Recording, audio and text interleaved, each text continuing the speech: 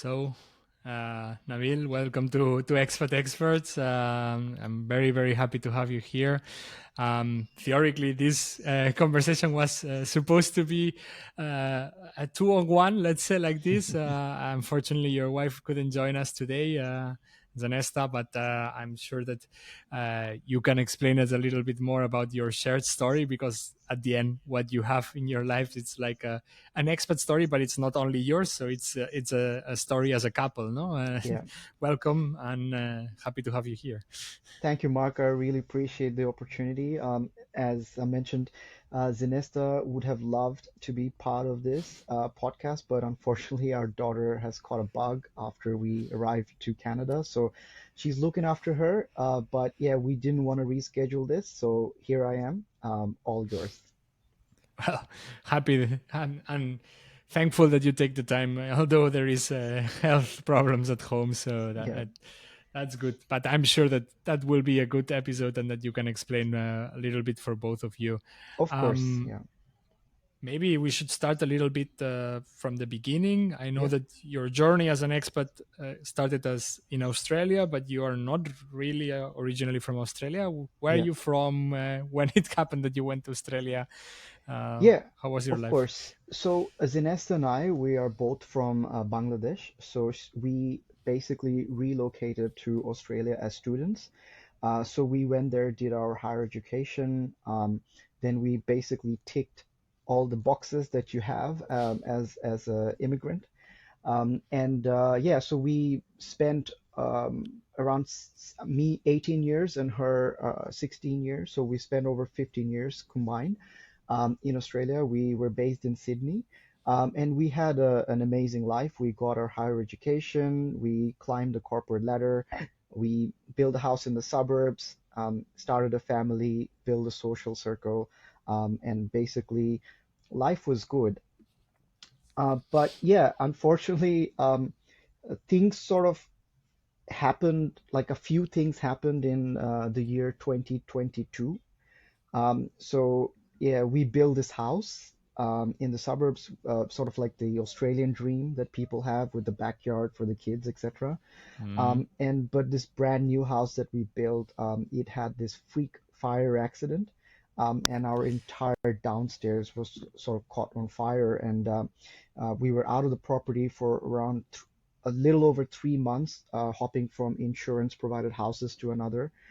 We lost a lot of items that we sort of um, carry over with us over time. Some have Mm. emotional attachment, some don't. But yeah, that really gave us that perspective that life is very fragile and it's not really worth sort of um, keeping your dreams and aspirations on hold, because you really don't know what'll happen. Like a fire incident was like a pretty much a big wake up call for us. And also, the other thing, sort of living out of our suitcases for 3 months made us realize that we don't really need a lot of stuff. We accumulate a lot of things over time and we think that we need everything. But upon reflection, we sort of realize that we don't really do need that much. So at that point in our careers and our lives, our daughter was around 3 years old, and we've always had this longing to travel, particularly around Southeast Asia. Mm. So yeah, so we sort of said, okay, why don't we take a career break for 12 months, and take our daughter with us and travel and gain new experiences. But also we also wanted to, have a business of our own. Like we were in the corporate sector working for other companies, but we wanted to have something of our own. But the problem was that we always didn't have any time in Australia. Like you lead a pretty sort of busy life, not only with job, but also like, raising a young child, and you don't really have much help around you. So it's almost like you don't really have that much time left to do any side hustle. I mean, we've tried in the past, but the sort of tenacity and time required, we were never able to provide that. So um, so we couldn't also leave our jobs and live in Australia because the cost of living was really high. So Hmm. we came across this concept of currency hacking or lifestyle arbitrage, geo arbitrage, whatever you want to call it, where we felt like, okay, if we save enough money, um, we can actually live in areas in Southeast Asia, travel, put our daughter in preschools, international quality preschools over there, without having to worry about living costs. And that would free up our time to create something of our own. So we said, okay, why don't we document our journey? And yeah, that's how we came about YouTube, and we started documenting our journey. And over time, then we eventually created a business out of it where we right now really just do one-on-ones with people like us who want to take career breaks in Southeast Asia, and we help them navigate through a personalized sort of journey for them, which includes their, finances, where to go, visas, as a family, alignment as a family, etc. I see. Crazy. I mean, a moment of your life, like kind of break it all, no?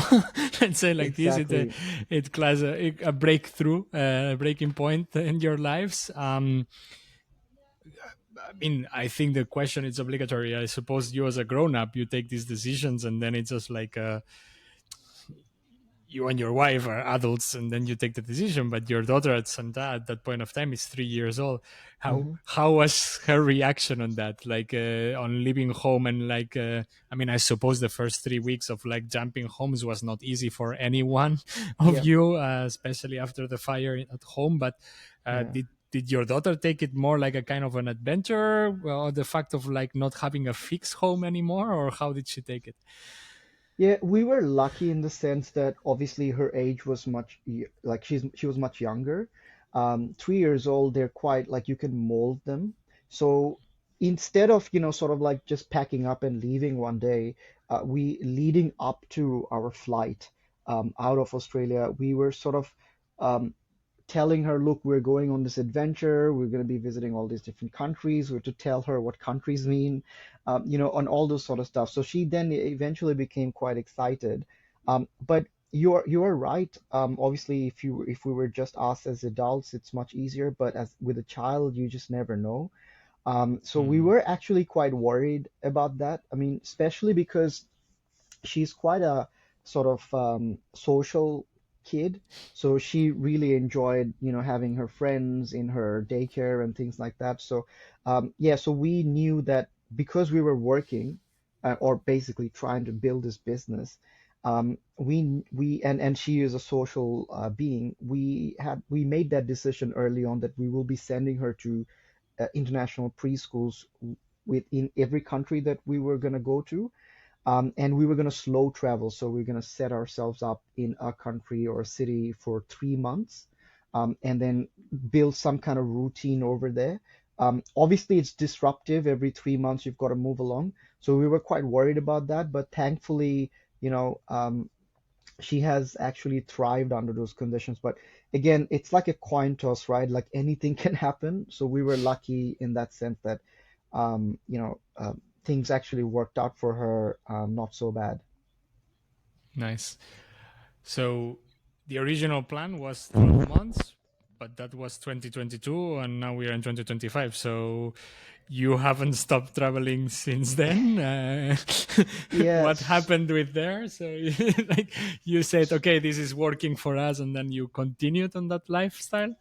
Yeah, so we actually left Australia in July 2023, but Mm, all those issues that happened was in 2022, and then we sort of planned logistically and financially. It took us around 7, 8 months to get all that sorted out, of and course. then in mid July 2023 we left. It was initially a 1 year plan, but as we were getting close to that 12 month, sort of, we realized that we liked this lifestyle and we wanted to do it for another year. And we also felt like, like with any business, you need to give it a little bit more time. So yeah, we just decided we'll do it for another year. So yeah, so 1 year then turned into two. Um, but yeah, we are now pretty much at the end of our sort of travel journey. Um, we are in Canada at the moment because my sister-in-law is getting married. So we came here for that. And then we're going to be here for a month, and then we'll be going back to Sydney. for a few months to sort of recalibrate to see what the future holds for us after that. Cool. Um, just maybe out of curiosity and for the listeners to understand. I mean, you said Southeast Asia. Southeast Asia is a lot of countries. Can you name more or less quickly how many countries did you visit during this time abroad? Yeah, so in Southeast Asia, we visited four countries. For us, it was important that we slow travel. We sort of build like that routine.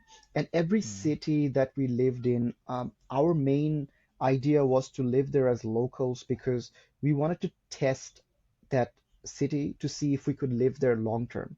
So it wasn't just about hopping cities and, mhm, putting it up on Instagram. Look, I've gone to all these cities and countries.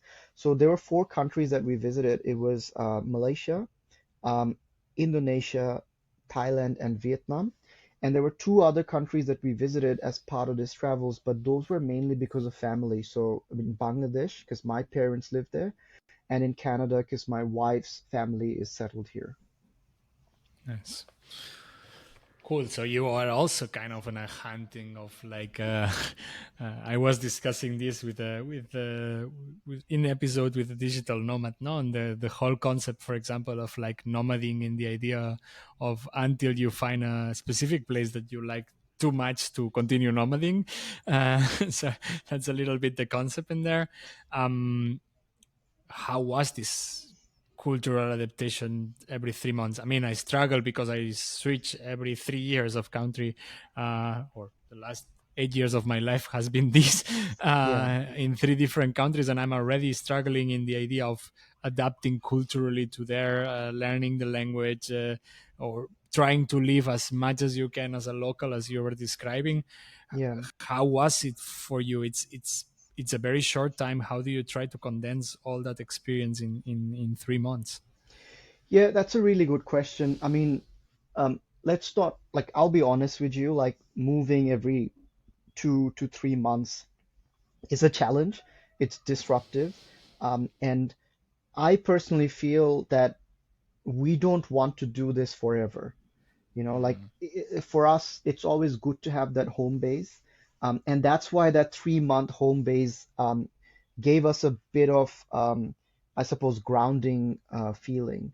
Um, but to answer your question, we feel 2 to 3 months is a good enough time for you to get a taster of what that place could look like for you if you were to move there long term. So the thing that we would do is obviously we would get a property, live in a location, like ideally an expat based location, because if we were to live there long term, that's where we would usually live. So it gives us a sort of feeling of what that neighborhood is like. We would put our daughter to a preschool, so that also gives us an understanding of what is schooling like. Um, we did get sick over time, so we also went to, we didn't have to go to hospital, thankfully, but we went to healthcare centers. So you get a bit of a taster of what the healthcare looks like.